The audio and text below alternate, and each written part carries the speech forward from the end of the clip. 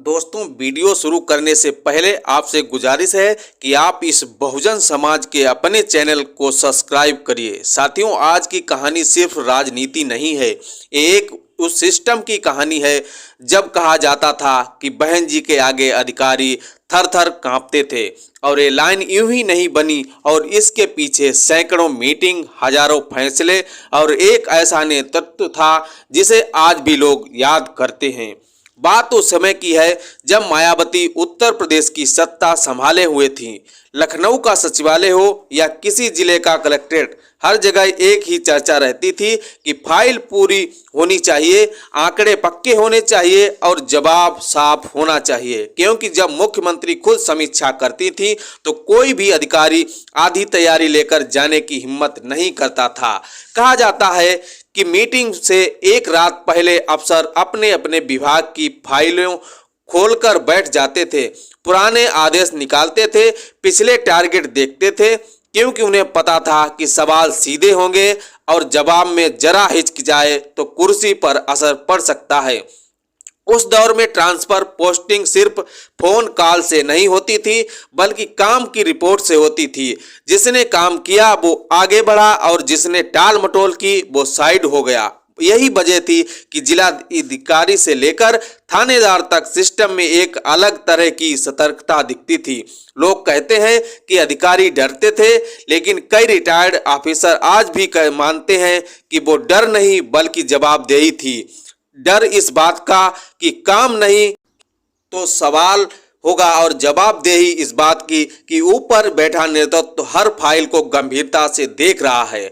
बहन जी का प्रशासनिक अंदाज बिल्कुल अलग था, न ज्यादा बातें न लंबे भाषण, सीधा सवाल और सीधा आदेश। कई बार मीटिंग में ऐसा सन्नाटा छा जाता था कि पंखे की आवाज तक सुनाई देने लगती थी, क्योंकि हर अफसर जानता था कि अब उसका नंबर आ सकता है। और जब नंबर आता था तो बहाने नहीं चलते थे। अगर सड़क नहीं बनी तो वजह पूछी जाती थी, अगर योजना जमीन पर नहीं उतरी तो जिम्मेदार तय होता था। और यही वजह थी कि उस समय सरकारी मशीनरी में एक अनुशासन नजर आता था, चाहे वो कानून व्यवस्था हो, प्रशासनिक नियंत्रण हो या योजनाओं की मॉनिटरिंग। समर्थकों का कहना है कि उस दौर में सिस्टम इसलिए चलता था क्योंकि ऊपर से नीचे तक एक ही संदेश था कि काम ही पहचान है। जबकि आलोचक कहते थे एक की शक्ति ज्यादा थी, लेकिन शक्ति और अनुशासन के बीच का फर्क वही समझ सकता है जिसने उस समय अफसरशाही को करीब से देखा हो। कई जिलों के अफसर की दिनचर्या बदल गई थी। सुबह फील्ड विजिट, दोपहर में रिपोर्ट और शाम तक अगली मीटिंग की तैयारी, क्योंकि किसी को पता नहीं होता था कि अगली समीक्षा कब हो जाए। बहन जी की खासियत ये भी बताई जाती है कि वो आंकड़े पर खास ध्यान देती थी, सिर्फ कागजी रिपोर्ट नहीं बल्कि जमीनी सच्चाई जानना चाहती थी। इसलिए कई बार अफसरों से क्रॉस सवाल होते थे, अगर जवाब में विरोधाभास मिला तो तुरंत पकड़ लिया जाता था। यही वजह थी कि उस दौर में अफसर मीटिंग में बोलने से पहले 10 बार सोचते थे, क्योंकि अलग एक गलत आंकड़ा पूरी छवि बिगाड़ सकता था।